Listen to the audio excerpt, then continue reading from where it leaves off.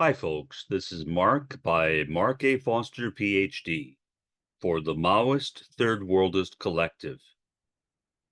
In this podcast, I wanted to talk specifically about the concept of shifting the center and how I believe shifting the center can help in our practice or praxis of Maoism-Third Worldism.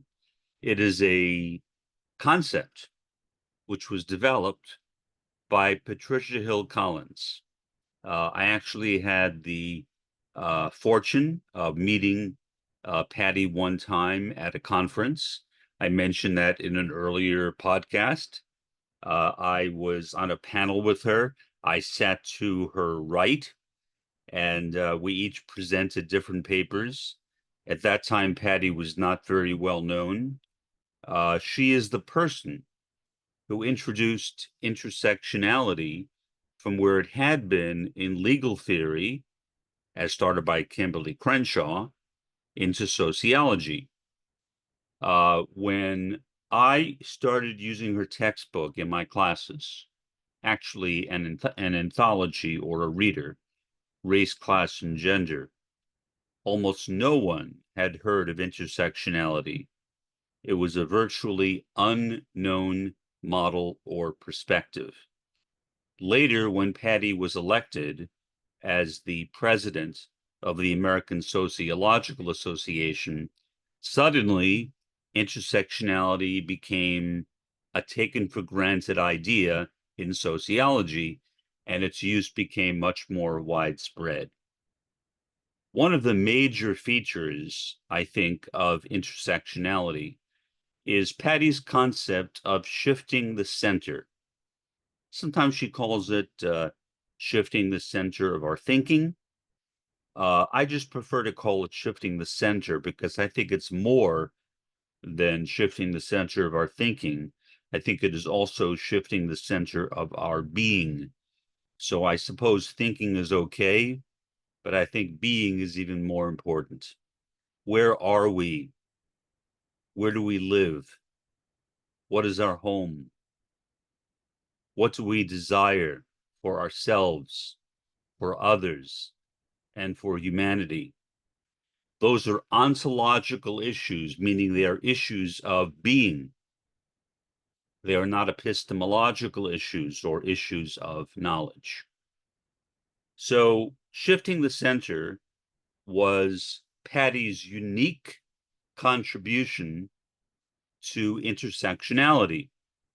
And it basically states, as Patty explained it, and then I will give you my expansion of it, that too often when looking at the world, we see the world in terms of white males. So if the average person is asked, close your eyes and picture a person, this has actually been studied. Most people, whether they are black, white, Asian, indigenous, male, or female, will picture a white man. Most people.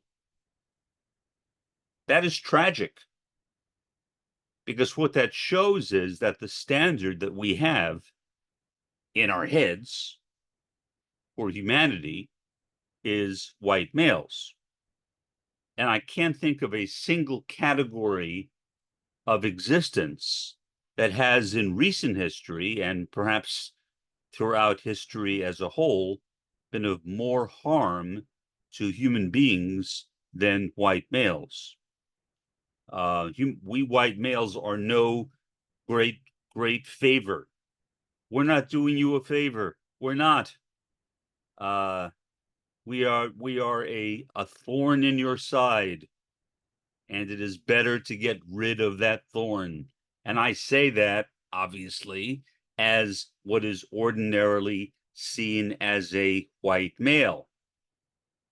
Now, the fact that I don't technically define myself as white, that because I am an Ashkenazi Jew, I define myself as brown is irrelevant because most people, when they look at me, see me as a white man. And so I get white privilege. Do I want it? No. But that's not a decision that I can make. I can't somehow take away my own white privilege. That's impossible. I can't take it away. I would like to, if there was some magic bullet whereby I could shoot it into the air and all of a sudden rid myself of white privilege, I would do that. But there is no such magic bullet. White privilege in me, as far as I know, is here to stay. As long as there is white privilege, I will have white privilege, even though I don't define myself as being white. That is an immense tragedy for me, but not only for me, for the world. The world does not need people like me. We have not helped the world. We have caused much more harm than good. Overall, I realize I am making overgeneralizations. Of course, there have been many white males who have made great contributions to society. But generally speaking, when you look at the political and economic realities of the world in which we are living, white males are not a good thing. So, to Patty, shifting the center means focusing on people of color and women. Intersectionality originated in Black feminism. Black feminism, two things in there, being African American and being a woman. So a Black feminist, in its pure sense, is a woman who is Black and who asserts her right to define herself for herself. As a white man, perceived or not, I certainly have no right to make that decision for Black women. That is not my job, and I would never pretend to have it. But that is certainly a step in the right direction. Putting women and Black people, and especially Black women, at the center of our thinking, so that when I am looking at the world, I am not looking at it through the eyes of a white man. I am looking at it through the eyes of a person of color and a woman. They are the people who have been excluded. There are a lot of other people who have been excluded as well. And that's where I take a slight turn away from Patty's approach to intersectionality. Because what I have done is taken intersectionality and used it as a methodology within Maoism-Third Worldism. For instance, when I look at the world as a whole, politically, I see a world dominated by the US. More broadly, a world dominated by the American Empire, also called the First World. And we are not a very good custodian of that world. The US is constantly berating countries, such as Iran, for example, for developing nuclear technology, regardless of whether that technology is or is not intended to be used in nuclear weapons. That's a separate issue. But the only country to have ever used nuclear weapons, well, I'm sure you all know this, but is the United States during World War II on Hiroshima and Nagasaki. Now, did the US fully know what the consequences of dropping those bombs would be on Japan? I don't know. The US government has said no. Do I believe them? I don't know. Let's say I remain skeptical. Honestly, I don't think that the US government could care a bit. That was not the focus. The focus was on winning. And winning was everything. Because winning that war against Imperial Japan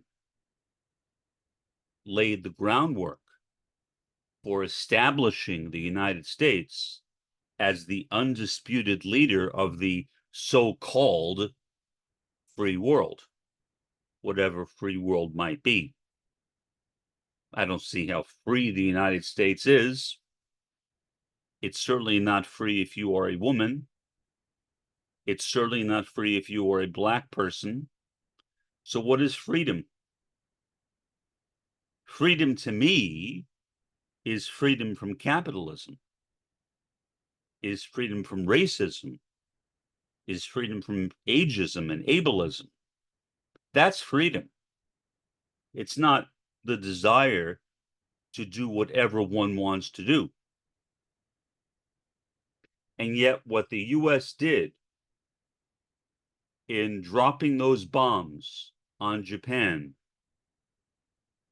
was to establish not only its military supremacy, but its political and economic supremacy over the world as well. And so the US became the leader of NATO. Well, that was not a surprise.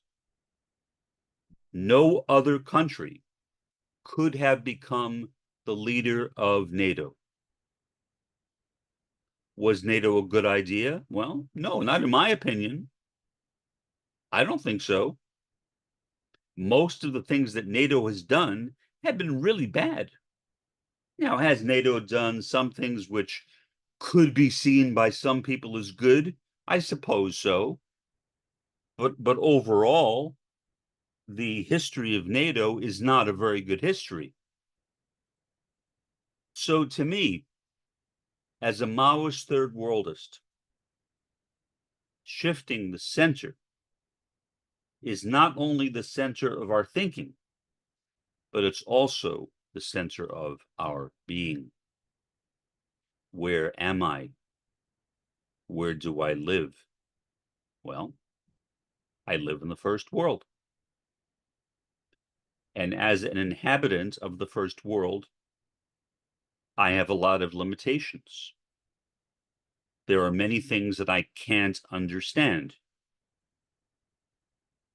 I don't have a full comprehension, for example, of the daily plight of many poor people who live in the third world. I would like to, but I don't. Have I seen it up close? Yes. In Congo and in Mexico. Not nearly enough. I sometimes bemoan the fact that I have not traveled more than I have.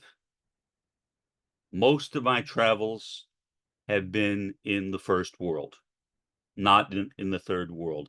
But I've seen enough of the third world to know that I love it and that I would trust the third world in a way that I would never trust the first world. So to me, my being is interfaced with the beings of all the other people in the world.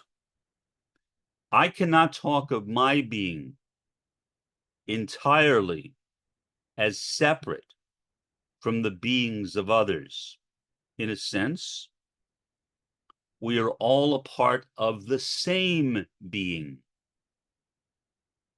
That being which is sometimes called humanity.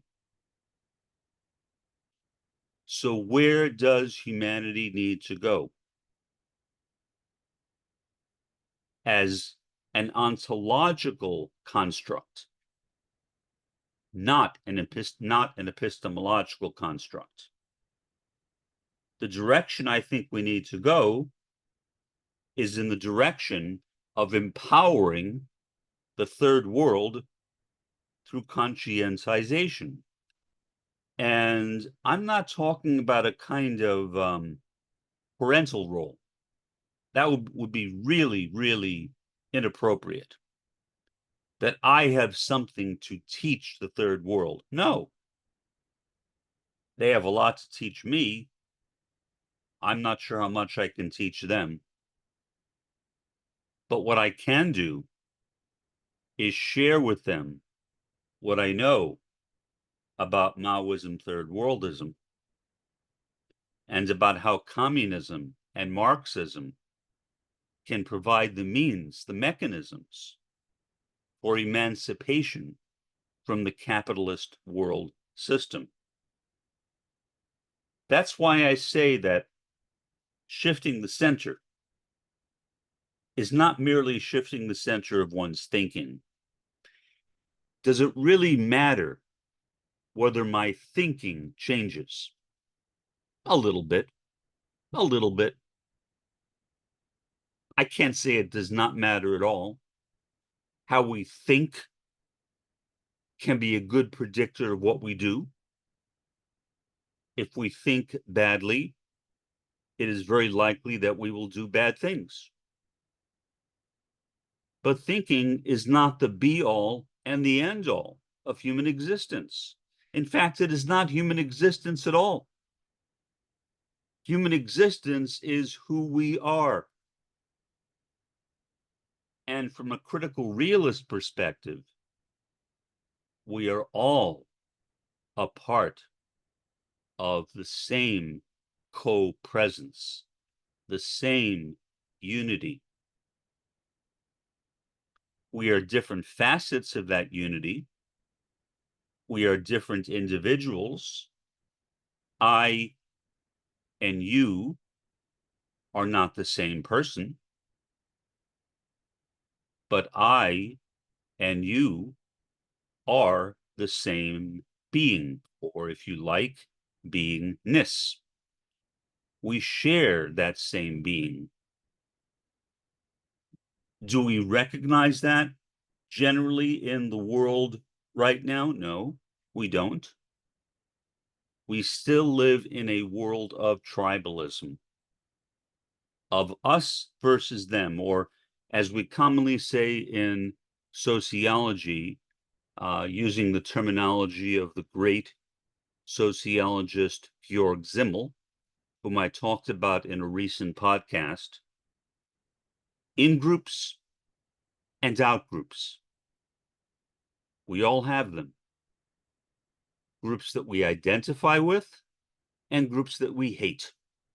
We love certain groups and we hate certain others.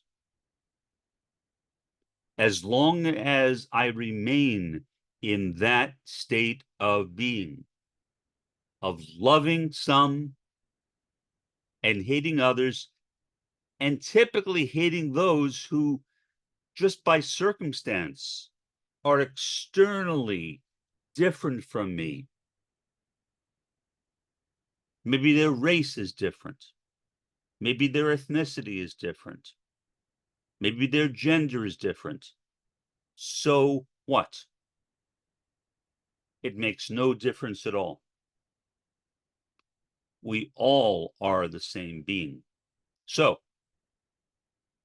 what I have tried to do in this podcast is to elaborate upon the idea of shifting the center to include more than shifting the center of our thinking, while not diminishing the unimportance of that.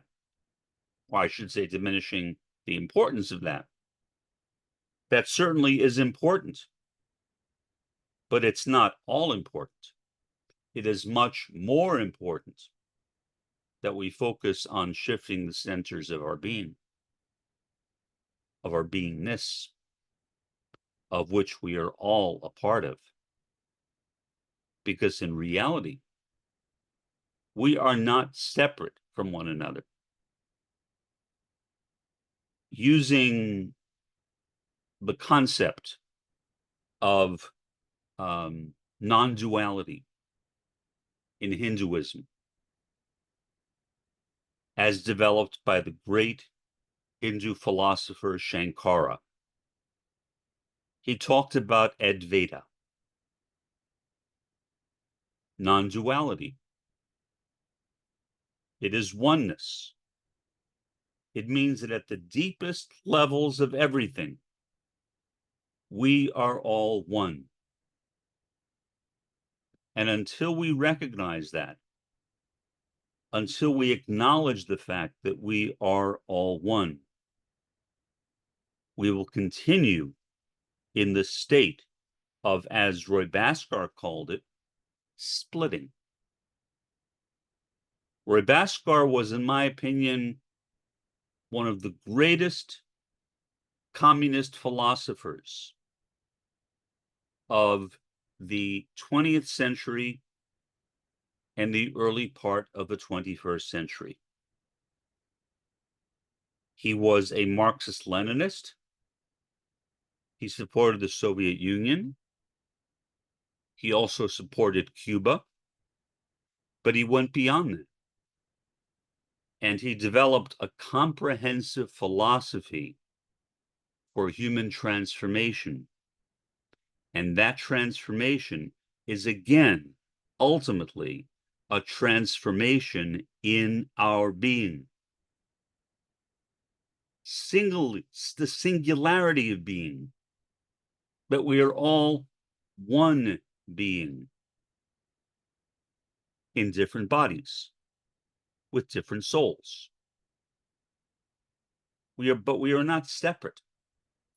Separation is an illusion, and yet it is an illusion that we live in, or I should say that most people live in. And it is one that, before it is much too late, and I'm afraid sometimes that it is rapidly becoming too late. I don't think that the first world has that much more time. And yet, as much as I can, as a person living in the first world, although I am only 2 miles north of Mexico, I'm not in Mexico. I'm in the United States.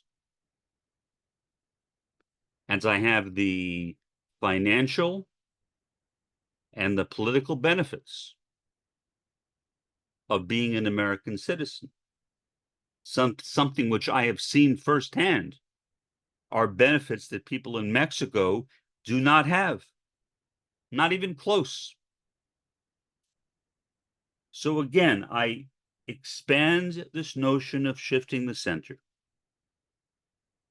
And to be effective Maoist third worldists, and this is only my opinion, we need to shift the centers of our being from the first world to the third world, because ultimately it is the third world that will guide us into socialism and communism. For now, this is Mark by Mark A. Foster, Ph.D., For the Maoist Third Worldist Collective, have a pleasant day and an even better day tomorrow.